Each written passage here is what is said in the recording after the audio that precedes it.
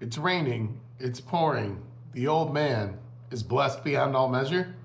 Let's talk about that on today's 10-Minute Talk.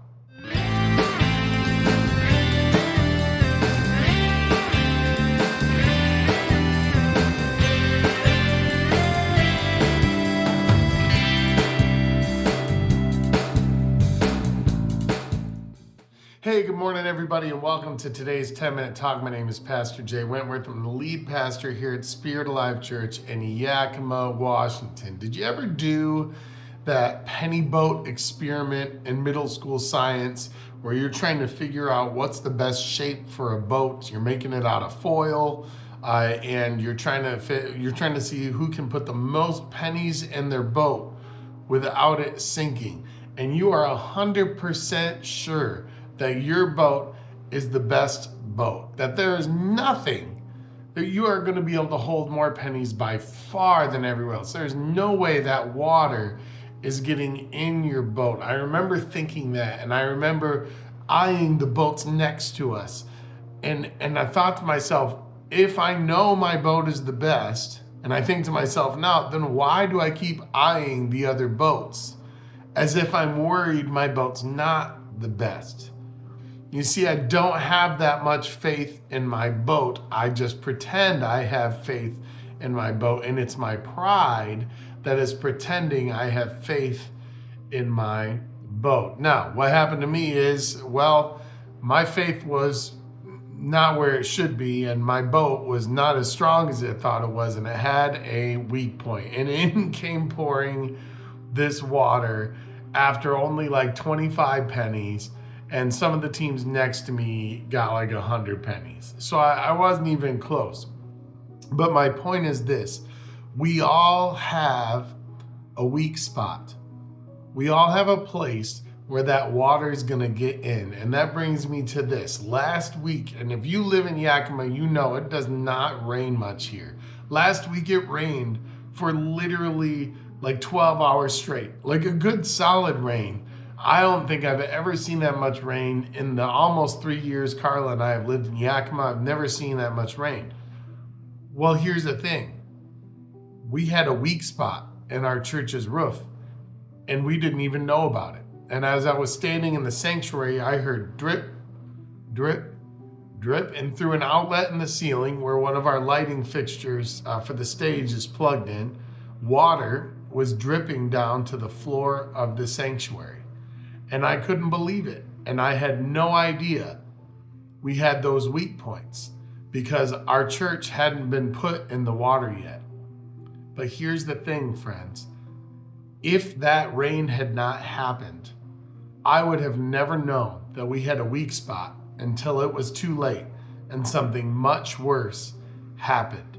And here is the point. Jesus is going to send some challenges into your life, and you might always blame the enemy for these challenges, but it might be Jesus sending these challenges into your life for a myriad of reasons. But one of the biggest reasons is this: we are so prideful that we have built this structure around our lives that is so solid. And unfortunately, we should be allowing Jesus to give us that protection. But we have this, well, it's nothing but pride, really. This ownership that it's our life and we have control. And so we build this structure around our lives that we think is so sound. And we are so surprised to find out that when we do that, Jesus is going to send storms to remind us, friends, that we have weakness. But hear the blessing in this, friends. Not only is it going to remind us we have weakness, but Jesus is going to show us where that weakness is. And in that weakness, in our realization that the structure we have built in our lives, the control we have over our lives, isn't nearly as strong as we thought it was. It's not even close. There's holes all over the place, in fact. He's going to show us where those holes are, what the weakness is, and he's going to give us an opportunity to, listen to me, not fix it ourselves, but allow him or bring somebody else in our lives to fix that. Because if we were able to fix our weaknesses ourselves, our structure would have never had those weaknesses in the first place. See, those weaknesses are things that are going to happen because we are all prone to have an area of brokenness in our lives. And there's other people who God has gifted, or Jesus himself is going to come into your life simply in those areas of weaknesses.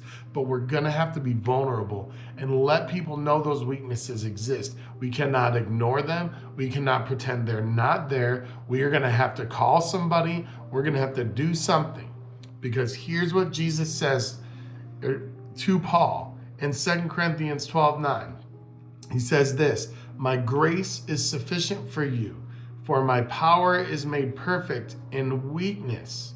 And then Paul says, "Therefore I will boast all the more gladly of my weaknesses, so that the power of Christ may rest upon me." Now, how he starts that is probably the most important part. The first thing Jesus says to Paul, "My grace is sufficient for you." If you see that weakness, if you see that drip coming through the ceiling of the structure that you thought was the most sound, that was going to hold the most pennies and not sink, you see that drip coming in, the first thing you need to remember is that Jesus will forgive you for that drip. He will forgive you for that weakness, no matter what it is. Okay, he will give you grace, and it's going to be enough grace. It's going to be more than enough grace. It's going to be overflowing, overabundant grace that will be able to cover more than just that weakness. But you have to remember that and have faith that Jesus' words are true when he says, "My grace is sufficient for you." And then this is the coolest part. "My power," he says, "is made perfect, not in your strength, not by what you do that you're good at, but in your weakness." Because it's in that weakness that we have to show him and everybody else that we need help, that we need him. And not only that, but our structure is going to get stronger because now it's not us fixing the problem, it's the Almighty fixing the problem. Okay, it's the Almighty working through others that are fixing the problem. And so what he says next, Paul, this is very important, is I'm going to just go out there and broadcast my weakness. I'm going to say, look, I'm broken. But because of that, because of the sufficient grace of Jesus Christ, because of the power that he has coming in and covering my weakness, I'm going to tell you all about my brokenness so you know that my healer is going to stop this leak in the structure he created.